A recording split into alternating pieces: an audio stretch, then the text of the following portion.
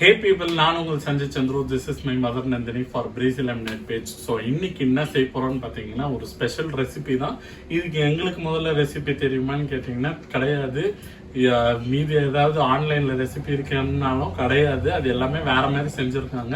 But நம்ம சாப்பிட்ட ஒரு டிஷ்ஷை வந்து ரெப்ளிகேட் பண்ண போகிறோம். பாண்டிச்சேரி ட்ரிப்பு போயிருந்தப்போ அந்த சீரீஸில் போட்டிருப்ப அங்கே வந்து நம்ம அக்கா பஜ்ஜி கடைன்னு ஒன்றுத்துக்கு போனோம். ஸோ அவங்க பஜ்ஜி வந்து மீதி கடையை விட வந்து டிஃபர் ஆயிருந்தது. அந்த பேட்டரும் அந்த மசாலா எல்லா ப்ராசஸுமே அவங்களது மட்டும்தான் டிஃபர் ஆயிருந்தது. ஸோ டேஸ்ட்டும் பார்த்தீங்கன்னா ரொம்பவே நல்லா இருந்தது. அண்ட் அவங்களோட கொஞ்சம் வீடியோஸ் எல்லாம் நான் தேடி கண்டுபிடிச்சி அதில் இதெல்லாம் அவங்க மென்ஷன் பண்ண இன்கிரீடியன்ஸ் எல்லாம் வச்சு தான் நம்ம இன்னைக்கு செய்ய போகிறோம். ஸோ அதை வச்சு இன்னைக்கு நம்ம நான்வெஜ் பஜ்ஜி தான் போட போகிறோம். So fish bajji, prawn bajji, egg bajji, இது 3 தான் போட போகிறோம். ஸோ யூஸ்வல் பஜ்ஜி மாவுலாம் கிடையாது, இது மெத்தடே வேறு.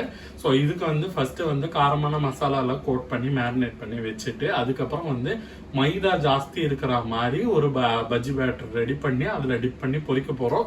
ஆல்மோஸ்ட் இதை எங்கேயோ கேட்ட மாதிரி இருக்கும்னு பார்த்தீங்கன்னா டெம்பூரா ரெசிபி இப்படி தான் இருக்கும். பட் அது வந்து கொஞ்சம் லிக்விட் பேட்டராக செய்வாங்க. ஸோ இதுதான் நம்ம இன்னைக்கு டீகோட் பண்ணி செய்ய போகிறோம். Okay copy. இதான் நாங்கள் ட்ரை பண்ண போகிறோம். ஸோ அங்கே சாப்பிட்ட பஜ்ஜி எப்படி இருந்ததுன்னு சொல்லி பார்ப்போம். நல்ல அடுத்த வாட்டி போனால் கண்டிப்பாக திருப்பி சாப்பிடணும்னு ஒரு வெறி வந்தாமே அப்பத்துலேருந்து சொல்லினே இருந்தோம் செய்யணும்னு சொல்லி. ஸோ அதுதான் நம்ம இன்னைக்கு எக்ஸ்பெரிமெண்ட் பண்ணி செய்ய போகிறோம். ஸோ நீங்களும் வாங்க. ஸோ இன்னைக்கு பஜ்ஜிக்கான இன்க்ரீடியன்ஸ் பாருங்கள். ஃபிஷ்ஷு போன்லெஸ்ஸு, அதுக்கப்புறம் எறா கொஞ்சம், முட்டை வேக வச்சு கட் பண்ணி வச்சிருக்கோம். ஏன்னா முட்டையை முழுசாக போட்டால் என்ன ஆகும் சொல்லுங்க பார்ப்போம். அதனால நம்ம ஸோ நாங்கள் இது வரைக்கும் ட்ரை பண்ணதில்லை இதெல்லாம் வீட்டில். ஸோ ஃபர்ஸ்ட் டைம் அட்டன் பண்ண போகிறோம். ஸோ இப்போ மீன் மட்டும் பெருசாக இருக்குது, இதை கட் பண்ணி வச்சுப்போம். ஸோ பார்த்தீங்கன்னா மீன் வந்து போன்லெஸ் வாங்கணும். ஸோ வாங்கினப்ப என்னமோ ஒரு மாதிரி இவ்வளோ தடிசாக பீஸ் கொடுத்துருக்கானே, வஞ்சர மீன் மாதிரி இருக்கே அப்படின்னு நான் நினச்சிருந்தேன். அப்புறமா தான் தெரிஞ்சது அவங்க வந்து அதை மடித்து வச்சுருக்கான். ஸோ பார்க்கவே ரொம்ப அழகாக இருக்குது. இதெல்லாம் கட் பண்ணிக்க போகிறோம். ஸோ சாப்பிங் போர்டில் போட்டிங்கன்னா பாருங்கள் எவ்வளோ பெருசாக வருது. ஸோ இதை வந்து மெல்லிஸ் ஸ்ட்ரிப்பாக நம்ம கட் பண்ண போகிறோம்.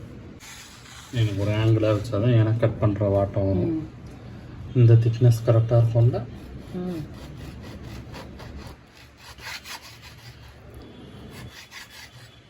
ஸோ இந்த மாதிரி சைஸுக்கு நம்ம போட்டு எடுத்துக்கணும். ஸோ ஃபிஷ் ஃபிங்கர் மாதிரி இருக்கும் ஆல்மோஸ்ட். இப்படி தான் பஜ்ஜி செய்யணும். ஸோ ஒரு பீஸாக கட் பண்ணி நம்ம எடுத்துப்போம். ஸோ யூஸ்வலாக பஜ்ஜி போடுறது பார்த்திங்கன்னா பஜ்ஜி பேட்டர் மட்டும் தனியாக செஞ்சு செய்வோம். பட் இதில் என்ன டிஃப்ரென்ஸ்னால் இது எல்லாமே சீ ஃபுட்டுன்றதுனால இது அவங்க போடும் போதே ரெட்டாக இருந்துச்சு. நான் அந்த வீடியோ வேணால் காட்டுறேன். ஸோ அது வந்து இவங்க மசாலா கொஞ்சம் போட்டுட்டு அப்புறமா தான் அதை வந்து அந்த பேட்டரில் போடுறாங்க.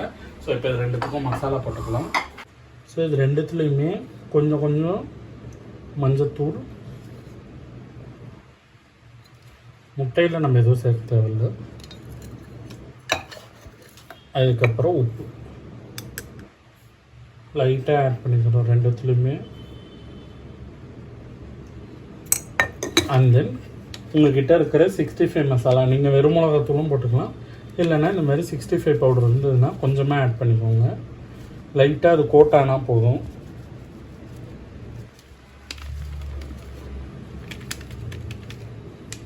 ஸோ போட்டுட்டு தண்ணியில் எதுவும் ஊற்றாமல் இதை மிக்ஸ் பண்ணிக்கலாம். ஸோ இறா இந்த அளவுக்கு நல்லா கோட் ஆகிடுச்சு. அடுத்து மீனையும் அதே மாதிரி லைட்டாக தண்ணி தெளித்து பவுடர் போட்டு மிக்ஸ் பண்ணிக்கோங்க. உங்களுக்கு கலர் வேணும்னா மிளகாத்தூள் கொஞ்சோண்டு சேர்த்துக்கோங்க, வெறும் மிளகாத்தூள். ஸோ இப்போ வந்து மசாலா மேரினேஷன் முடிஞ்சிடுச்சு. நெக்ஸ்ட்டு வந்து நம்ம இந்த பேட்டர் செய்ய போகிறோம். ஸோ இதை நானாக கண்டுபிடிச்ச ரெசிபியும் வாங்க பார்ப்போம். இதுக்கு அளவுகள் என்னென்னு பார்த்தீங்கன்னா 1/2 கப் அளவுக்கு கொஞ்சம் இப்படிக்கலாம் பவுல் 1/2 கப் அளவுக்கு இதில் நம்ம எதுவும் சேர்ப்போம் அரிசி மாவு.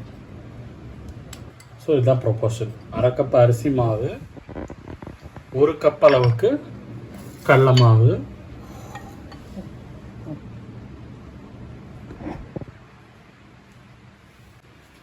இப்போது மைதா மாவு 2 கப் சேர்க்க போகிறோம் இதில். ஸோ எல்லாமே ஒரே கப்பில் எடுத்துக்கோங்க, எந்த அளவு எடுக்கிறீங்களோ அது. ஸோ 2 கப் அளவுக்கு மைதா மாவு சேர்த்துக்கோங்க. ஸோ இதுதான் உங்கள் பேட்டரோட ரெசிபி. ஸோ உப்பு தேவையான அளவு கொஞ்சோண்டு. ஸோ நெக்ஸ்ட் என்ன போட பார்த்தீங்கன்னா பேக்கிங் சோடா, அதாவது ஆப்ப சோடா. அவங்க சொன்னாங்க போடலாம் சொல்ல, போடுறோம் கம்மியாக போடுறோம் அப்படின்னாங்க. ஸோ இந்த அளவுக்கு ஆப்ப சோடா.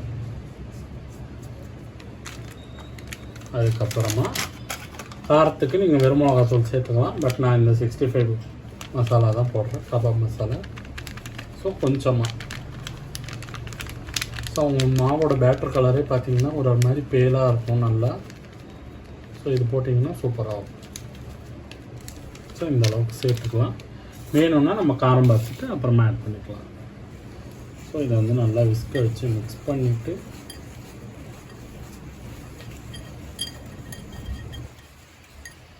இதில் தண்ணி ஆட் பண்ணிக்கலாம்.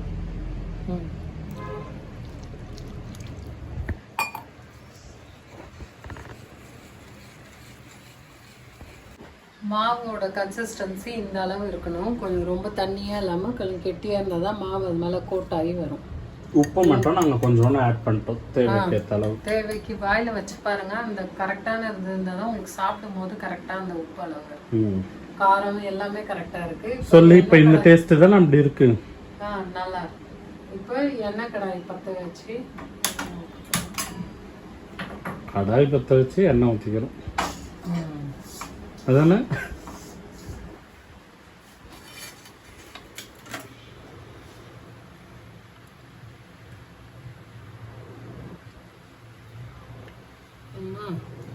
ஓ, நீங்கள் பஜ்ஜி முங்க கூட விட மாட்டீங்களோ? நான்வெஜ் டிஷ்ஷின் உடனே ஒரு இது எண்ணெய் வேஸ்ட் ஆயிடும். போதும், எண்ணெய் ஊற்றிக்கலாம். ஸோ எண்ணெய் காஞ்சதுக்கப்புறம் இதெல்லாம் போட வேண்டியது தான். ஸோ பேட்டர் அழகாக வந்துடுச்சு. ஸோ எண்ணெய் வந்து நல்லா காஞ்சிச்சு, முடியெல்லாம் கட்டின்னு வந்துட்டு இப்போ பஜ்ஜி போட போகிறோம். ஸோ வாங்க, ஃபஸ்ட்டு எறா பஜ்ஜி தான் நம்ம ட்ரை பண்ணுறோம். ஸோ இந்த மாதிரி கோட்டான பஜ்ஜியை எடுத்து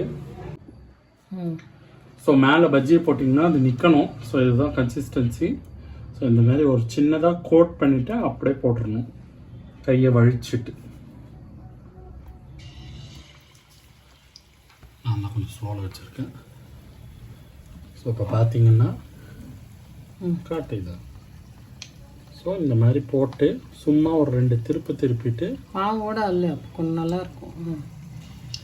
மாவு இல்லாமல் போடாதா, ஸ்லோவில் வச்சே போட்டிருக்கோம். அடுத்த சைடு பிரிச்சுக்கலாங்க.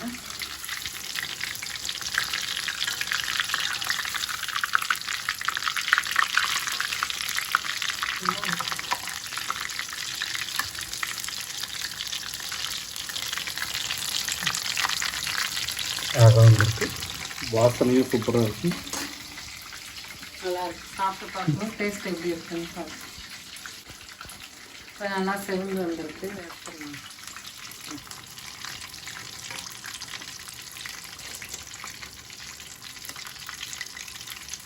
ஃபஸ்ட்டு போட்டதெல்லாம் நல்லா கலராகி வந்துருச்சு. நல்லா சிக்கன் நகட்ஸ் மாதிரி இருக்குது பார்த்து. இதெல்லாம் நான் போட்டது, நான் சொல்லி எறா ஷேப்பில் வந்துருக்கும். இதெல்லாம் என் தாய் சொல்லி பஜ்ஜி ஷேப்பில் போட்டது. மாவு கொஞ்சம் ஜாஸ்தியாக. இதை பாருங்கள், நல்லா மொறுன்னு வந்திருக்கு ப்ரான் பஜ்ஜி. ஸோ இதுதான் அந்த கலர். நார்மல் பஜ்ஜி மாதிரி டேஸ்ட் வந்துடக்கூடாது, அப்புறம் வாழைக்காய் பஜ்ஜி மாதிரி ஆகிடும். ஸோ இப்போ நெக்ஸ்ட் வந்து மீன் போட போகிறோம். ஸோ மீன் வந்து மசாலா அழகாக கொட்டை இருக்குது. இப்போ இதை இந்த மாதிரி ஃபுல்லாக போட்டு பெரிய பஜ்ஜி மாதிரி எடுத்து எண்ணெயில் அப்படியே போட்டுற வேண்டியது.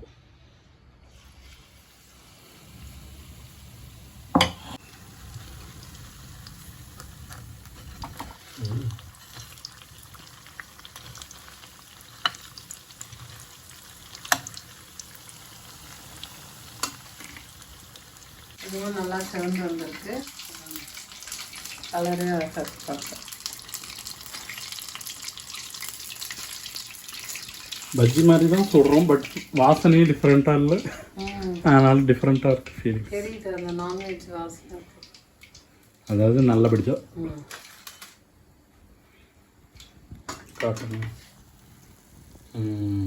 இப்போ நெக்ஸ்ட்டு பார்த்தீங்கன்னா முட்டை பஜ்ஜி தான் போட போகிறோம். எல்லாத்தையும் ஹாஃபாக வெட்டி வச்சுருக்கேன் வேக வச்சு. ஸோ இதே பேட்டரில் போட்டுடலாம். பாருங்கள்,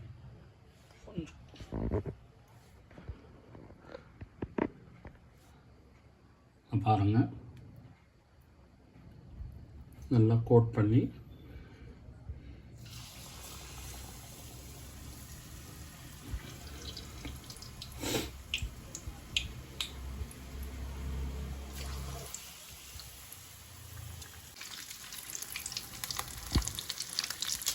மாவு அழகாக கோட்டாயிருக்கு இல்லை?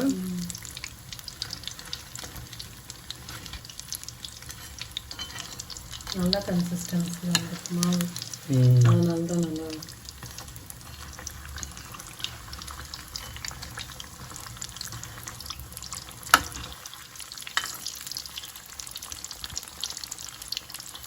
சூப்பர்மா வந்திருக்கு. இதையும் எடுத்துடுறோம் ஃப்ரெண்ட்ஸ், டேஸ்ட்டாக இருக்குது.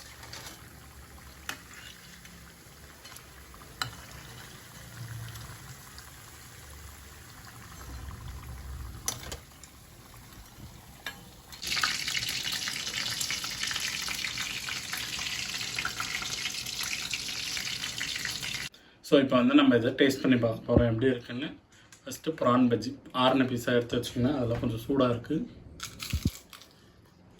கடிகிற சத்தமே மொறுமொறுன்னு வருது.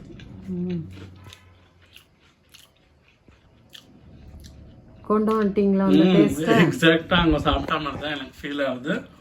நீங்களும் ட்ரை பண்ணி பாருங்கள். ஃபிஷ், ஸோ ஃபிஷ் எப்படி இருக்குன்னு பார்ப்போம்.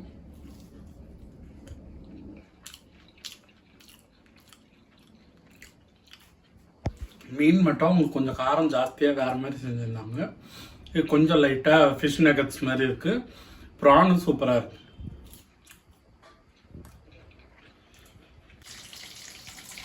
மழை காலத்துக்கு வெஜ் இல்லாமல் நான்வெஜ் வெஜ்ஜையும் செஞ்சு சாப்பிட்டு பாருங்கள். உங்களுக்கு இந்த ரெசிபி ரொம்ப பிடிக்கும். பிடிச்சிருந்ததுன்னா பிரீசி லெமனேடுக்கு லைக் பண்ணுங்கள், ஷேர் பண்ணுங்கள், சப்ஸ்கிரைப் பண்ணுங்கள். இன்னொரு ரெசிபியில் சந்திக்கலாம். பை.